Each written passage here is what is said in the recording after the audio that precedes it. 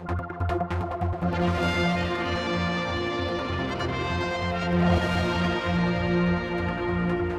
nurse at Nobles Hospital's 31-year-old Clare Bettison is in the front line of health services that are now under scrutiny. Can I start by asking you, Clare, why you've decided to stand?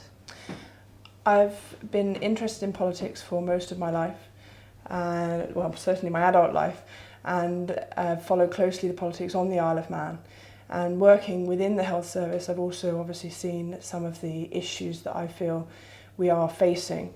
The strengths we have, the weaknesses and the difficulties we face, and some of the opportunities we have that we could use to resolve those issues. And I thought, rather than be someone who complains and worries about the problems but doesn't come up with solutions, I should put my name forward and try and make a difference. And what qualifies you to stand? What's your background? Certainly within my adult life, I've worked within healthcare in various settings, both public and private, since qualifying, and I had great opportunities within my training to see different areas of the health service. I also have the background of following politics, following the economy, an interest in general policy formation and how the government operates, how issues affect people on a day-to-day basis. And those are the strengths that I want to bring to the position of MHK.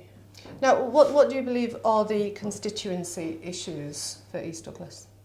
From speaking to people within East Douglas, and obviously living there myself, a lot of the issues that people are facing day to day are related to overdevelopment and parking. That seems to be across the whole constituency. Those issues have been again and again coming up to me. There's also issues related to the diversity of East Douglas. It really is an area that has great wealth, great affluence, and the extremes of poverty as well.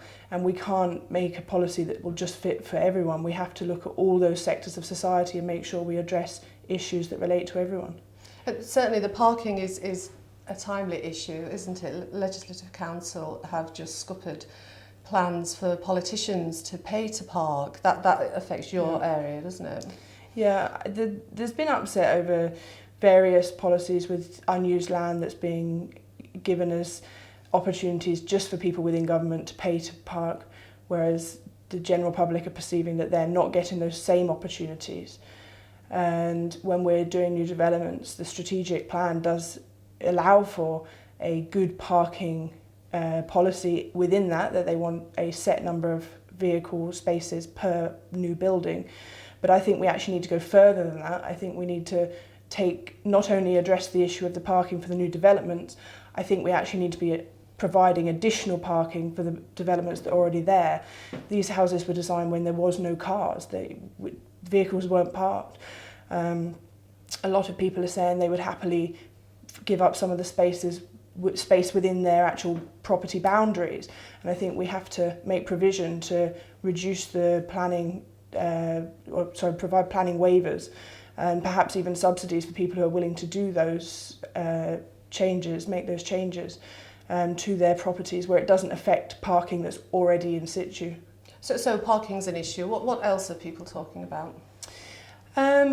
People are obviously worried about the promenade, about sites that are being left vacant, with seemingly not much happening with those sites. And again, they're representative of our rich history, and yet they're becoming obstruction and barrier to moving on to our future. I think that we need to identify all the sites that fall into the category of not currently in use and ensure that we have a plan working with the owners, working with local developers, and being able to identify ways that we can bring those into the future of Douglas rather than leaving them to become part of the past that's not able to move forward. Can you give some examples of areas like that? I think, a key one would be the Summerland site.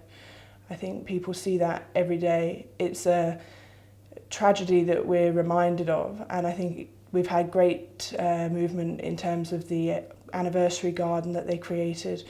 And I think that's the point at which we need to say that's what we're leaving, but now we're going to move on.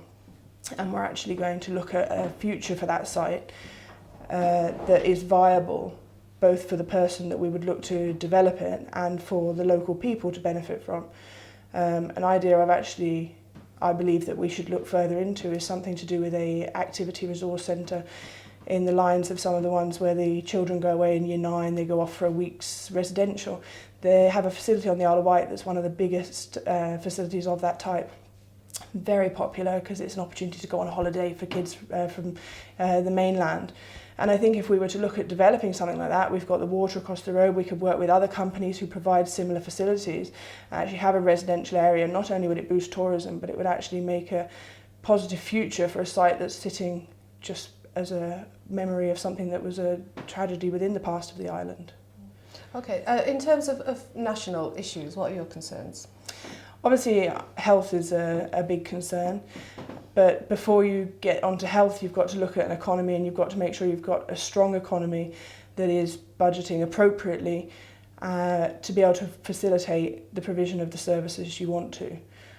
I believe that it doesn't matter whether it's £10 badly spent or £1 million badly spent. Anything that is badly spent is irresponsible of the government, because that is taxpayers' money that we have a duty to spend absolutely responsibly, and we need to be accountable for everything we spend. Now, as I said at the start of the interview, you're on the front line of health services. What sort of problems do you see on a day-to-day basis? I think the hospital faces a very unique problem, and it's unique in the same way that Jersey, Guernsey and the Isle of Wight face, that because of our geographical location, we can't move staff at very short notice. We can't move patients to a hospital just down the road at very short notice. We have to plan for these situations, and it's a very movable sort of feast, really. Some parts of the year are very busy, some parts are not quite so busy. There's things that put additional pressure onto a health service. I certainly feel that we need to have a better strategy for getting staff at short notice from the hospital. We are able to get nurses, and the changes in the work permit legislation will go some way to helping with that. And I also believe that we need to be looking at creating more medical beds, whether those are beds that we can close when we don't need them, or move the staff around the hospital, or whether they are beds that become a permanent need. I'm not sure, and that's something I'd have to look into. But I think certainly that at the minute there is a need for additional medical beds within the hospital. And this will be one of your priorities then, if you win the seat in the House of Keys? Absolutely. There's no question to my mind that health is something that worries people. It's the thing that covers across a huge range of things. It's not just Nobles Hospital. You've got social care, you've got elderly care, you've got mental health care, and I think across the board there's areas we're lacking. I think we, as I said before, we do face unique difficulties. We've got great opportunities to become an area of sort of specialist treatment, but I think we need to admit that there's going to be areas we can't fulfil effectively, and maybe look at moving more of those services to being fulfilled by providers across, where that's their speciality, they're doing it every day. If I want to have an operation done, I want to be sure that that's done regularly by that surgeon. It puts a lot of pressure on the surgeons here, it puts a lot of pressure on the doctors, on the nursing staff.